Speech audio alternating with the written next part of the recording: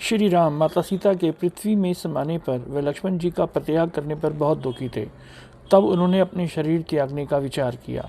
उनकी बात सुनकर भरत, शत्रुघ्न व अन्य परिवार के लोग व समस्त अयोध्यावासी भी उनके साथ चल दिए। गुप्तार घाट ये वही स्थान है जहाँ श्री राम ने समस्त अयोध्यावासी समेत बैकुंठ धाम को प्रस्थान किया था। इस स्थान के बारे में और अच्छे से जानकारी लेने के लिए हमने यहाँ के पंडित जी से संपर्क किया। पंडित शिव प्रसाद तिवारी जी ने इस स्थान के बारे में हमें बहुत सारी बातें बताई, इस स्थान का महत्व बताया, इसका इतिहास बताया। ये इस समय आप अयोध्या के इस बहुत समय में जाने जाने वाला गुप्तार घाट है। इसका शुद्ध नाम शास्त्रों में गोप्रतार है, लेकिन गुप्तार घाट के नाम से भी जाना जाता है। भगवान श्री रामचंद्र जी जब अपनी पृथ्वी की मानव लीला समाप्त किए तो उनकी प्रेरणा से ब्रह्मा जी प्रेरित हुए।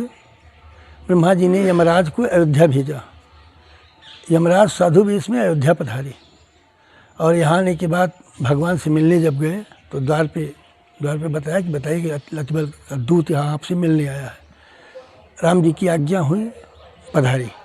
वहाँ वार्ता के लिए गए तो भगवान से कहा कि मैं आपसे कुछ वार्ता करना चाहता हूँ, लेकिन हमारी आपकी बात को ना कोई सुने और ना ही देखे।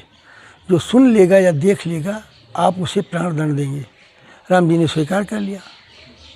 वार्ता के लिए बैठे, लक्ष्मण को पहरे पे थे, लक्ष्मण पहरे पे ही थे। यमराज अपने मूल स्वरूप में बैठे। उन्होंने कहा जब प्रथम सृष्टि सर्जन आपने किया था तब मुझे बनाया और मुझे जो दायित्व मिला है और आपने अपना समय जो त्रेता युग का निश्चित किया वो पूर्ण हो चुका है। अब आप धाम पधारें, आपका पृथ्वी पर रहना उचित नहीं है। उसी भी द्वार पर दुर्वासा पधार गए। दुर्वासा ऋषि ने राम जी से मिलने की इच्छा जताई। लक्ष्मण जी ने कहा आज्ञा नहीं है। वो क्रोधित हुए, बोले हम श्राप दे देंगे, पूरी अयोध्या नष्ट हो जाएगी। अयोध्या सुरक्षित रहे, लक्ष्मण जी ने अपना एक तरह से मरना स्वीकार कर लिया कि मैं अकेला मारा जाऊंगा, बाकी अयोध्या सुरक्षित है। लक्ष्मण जी उस वार्ता कक्ष में चले गए और जैसे गए यमराज ने कह दिया कि आपके भाई आ गए। यमराज अंतर्ध्यान हो गए। यमराज को दो बात करनी थी, पूरी हो चुकी थी। और जैसे अंतर्ध्यान हुए तो राम जी ने लक्ष्मण से पूछा किस कारण आना हुआ, तो बताया कि दुर्वासा ऋषि आपसे तत्क्षण तुरंत मिलना चाहते हैं। राम जी की आज्ञा हुई, भेजिए। दुर्वासा ऋषि लौट गए, लौट गए। अब राम जी के सामने समस्या है कि बाहर निकलते हैं तो भाई को मारना है, प्रतिज्ञाबद्ध है, और गोत्रवध का पाप नहीं करना चाहिए, आज भी नहीं करना चाहिए। तो भगवान ने यह बात गुरु जी को बताई कि इसका कोई तो निराकरण होगा। गुरु जी हनुमान जी से सबने ये निर्णय दिया कि आप लक्ष्मण का परित्याग कर दीजिए, वो मृत्युदंड के ही बराबर है। राम जी ने वही किया। जब बाहर पधारे, लक्ष्मण जी ने प्रणाम किया, आशीर्वाद नहीं दिया, बल्कि कहा कि मेरी आज्ञा का उल्लंघन किया है, इसलिए मैं तुम्हारा परित्याग करता हूँ। तो लक्ष्मण जी उसी समय चले गए सरजू तट, अयोध्या में सरजू तट पर गए और वहाँ रामायण में तो लिखा कमल भर जल में गए और वो शेषा अवतारी अपने मूल स्वरूप में पधार गए, जो लक्ष्मण घाट के नाम से जाना जाता है। अयोध्या में रामपैड़ी से पश्चिम तरफ। बाद राम जी ने भरत जी से कहा कि अब सीता भी नहीं, लक्ष्मण भी नहीं, हम भी प्रस्थान करेंगे। तो भरत जी ने भी कहा अगर आप नहीं रहेंगे तो हम भी नहीं, हम आपके साथ ही चलेंगे। इन्होंने ये बात शत्रुघ्न जी को बताया। शत्रुघ्न जी मथुरा के राजा थे, उन्होंने भी यही स्वीकार किया कि हम भी साथ रहेंगे, आए तो साथ ही जाएंगे। शत्रुघ्न जी ने राजपाट बांट के लड़कों को अयोध्या चले आए। यहाँ भगवान तैयार हुए। भगवान ने यहाँ किसी को अयोध्या का राज नहीं सौंपा, सबको दूर दूर का राज दिया। यहाँ 6 भाई थे, लक्ष्मण जी और राम जी और भरत जी के पुत्र को, सबको दूर दूर का राज मिला। अयोध्या का राज किसी को नहीं दिया। अयोध्या का समस्त जितने भी जन जीव थे वो सब भगवान के साथ जाना चाहते थे, इसलिए किसी को राज नहीं दिया गया। भगवान जब प्रस्थान किए चलने के लिए तो भगवान राज वैभव का त्याग किया, भौतिक सुखों को त्याग कर दिया, धनुष छोड़ा, भी मानव रूप ले लिया। भगवान सफ़ेद रेशमी वस्त्र पतला धारण किए, खाली हाथ नंगे पैरों, कुछ हाथ में लिया। उनके साथ पृथ्वी माता, माता महालक्ष्मी, सामने संहार कारणी शक्ति। भगवान अयोध्या से प्रस्थान किए तो समस्त जीव जंतु पशु पक्षी, यहाँ तक कि अदृश्य आत्माएँ और अस्थावर जंगम, जो पेड़ भी श्रापित थे, वो भी सब भगवान के साथ चल पड़े। यक्ष किन्नर गाते बजाते हुए भगवान के साथ अयोध्या से पश्चिम 2 कोस दूर 4 मील पर भगवान सरयू तट पर ठहरे। जब सभी पधार गए वहाँ तो देवता भी प्रकट हुए। जब ब्रह्मा जी पधारे तो ब्रह्मा जी से कहा कि ये सब साथ जाना चाहते हैं। ब्रह्मा जी ने तो कह दिया आप तो सर्वज्ञ हैं, लेकिन राम जी ने कहा मानव रूप में तो हम अल्पज्ञ ही हैं, स्वयं प्रस्थान कर रहे हैं। ब्रह्मा जी ने कहा कि सबके लिए व्यवस्था है। वाल्मीकि जी ने 100 करोड़ विमान का जिक्र किया है इनको ले जाने के लिए। ब्रह्मा जी ने कहा जो देवता हैं वो अपने अंश में जाएंगे, जो आपकी प्रजा है वो शांतन नाम के लोग जाएगी साकेत धाम के पास। ब्रह्मा जी ने सबको डुबकी लगवाई सरजू जी में, सबको दिव्य स्वरूप प्रदान किया और सबको सात शरीर भेजा। सबके जाने के बाद भगवान ने भरत जी को अपने में समाहित किया। ब्रह्मा जी से फिर कहा कि जो शेष रह गए आना चाहते हैं तो उनको भेज दीजिएगा। तो 1 मास का समय रखा। भगवान ने अपने जाने की लीला शरद पूर्णिमा के दिन की थी और जब भगवान अंतर ध्यान हुए तो भी सरजू जल में प्रविष्ट हुए और डुबकी लगाई। जब बाहर आए चतुर्भुज रूप में पधारे। भगवान विमान से बैठे वो भी साकेत धाम गए। इसका शुद्ध नाम है गोप्रतार। अब ये गुप्तार घाट के नाम से जाना जाता है और ये राजा साहब अयोध्या का मंदिर है। भारतीय पुरातत्व के अनुसार लगभग 550 वर्ष पुराना है। वाल्मीकि जी ने जैसे भगवान के स्वरूप का वर्णन किया वैसे भगवान यहाँ विराजमान हैं। यहाँ अस्त्र नहीं लिए हैं, भगवान खाली हाथ हैं और ऐसा स्थान तो शायद कहीं है नहीं कि भगवान और सामने कोई सरिता कोई नदी भी हो। और ये हम लोगों के लिए प्रेरणा भी है कि अंत में सबको खाली हाथ जाना है। यहाँ का महात्म्य भी ऐसा बताया गया है, यहाँ बगल में लिखा गया पत्थर पे है, उसकी फ़ोटो लिखा गया।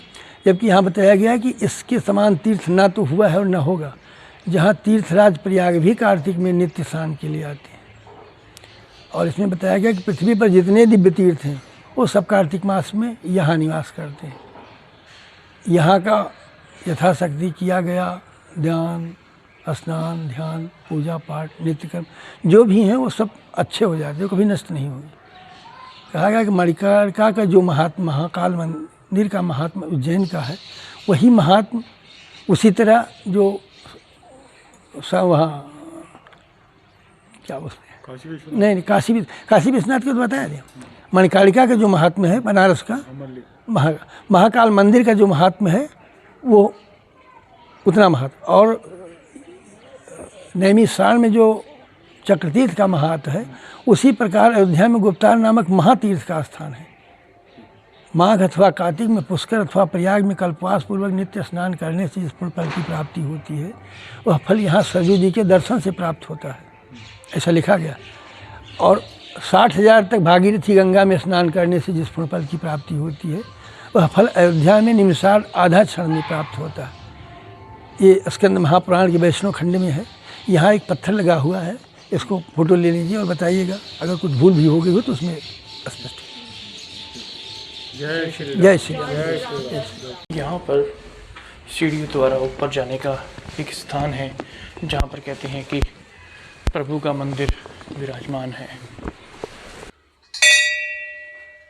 गुप्तार घाट में ही गणेश पांडे जी से भी इस स्थान के बारे में कुछ और जानकारी मिली। भगवान श्री रामचंद्र जी जब यहाँ पर आए हैं तो पहले माता जी का आह्वान किए थे, पूजन किए थे सरजू मैया का। उसके बाद दक्षिण मुँहे खड़े होकर के अपने पितरों को जल दिया था, क्योंकि भगवान इस महीने में आए थे ना, कुआर के महीने में, पितृलोक में जो रामलीला दुर्गा पूजा होता है सब इसी महीने में भगवान आए थे।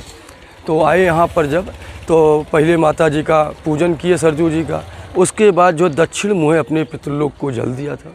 जल देने के बाद भगवान जब सरजू जी में जाते हैं तो विष्णु के अवतार हो जाते हैं। विष्णु चक्रहरि विराट रूप भगवान का, देवलोक से विमान आता है, भगवान उस पर बैठ जाते हैं। देवी देवता खुश होकर के फूल की वर्षा करते हैं, नाचते कूदते हैं कि अब भगवान वैकुंठ धाम आ रहे हैं। कई वर्ष के बाद जो है देवी देवता नाचते हैं, नगाड़ा बजाते हैं, खुश हो जाते हैं, फूल की वर्षा करते हैं। उसके बाद जो है भरत और शत्रुघ्न को अपने हृदय में समाहित कर लेते हैं, क्योंकि वो भगवान के अंश थे। एक चक्र एक शंख, भरत और शत्रुघ्न समाहित करने के बाद अयोध्यावासी जो आए थे भगवान के साथ में प्रजा, तो उन्होंने कहा हे प्रभु हमें भी अपने साथ लेते चलो। तो उन्होंने कहा ठीक है तथास्तु। तो ब्रह्मा जी से कहते हैं कि हे ब्रह्मा जी, ये हमारे साथ सब आए थे लीला करने अयोध्या में, ये सब देवता हैं, इनको भी आप हमारे पीछे वैकुंठ धाम भेजिए। तो ब्रह्मा जी कहते हैं जैसी आज्ञा प्रभु आपकी। तो ब्रह्मा जी कहते हैं अयोध्यावासियों से कि हे अयोध्यावासियों, राम राम करते जाइए और सरजू में प्रवेश करते जाइए। तो राम राम करते गए, सरजू में प्रवेश करते गए और सब देवता के रूप में आते गए। अभी ये वो स्थान है जहाँ पर श्री राम वैकुंठ जाने से पहले अपनी चरण पादुका उतारी थी। इस स्थान पर श्री राम जी ने अंतिम बार शिव जी की पूजा की थी। अगर आपको वीडियो अच्छा लगा हो तो इस चैनल को सब्सक्राइब कीजिए ताकि इसी तरह की वीडियो आपको और देखने को मिले। नमस्कार।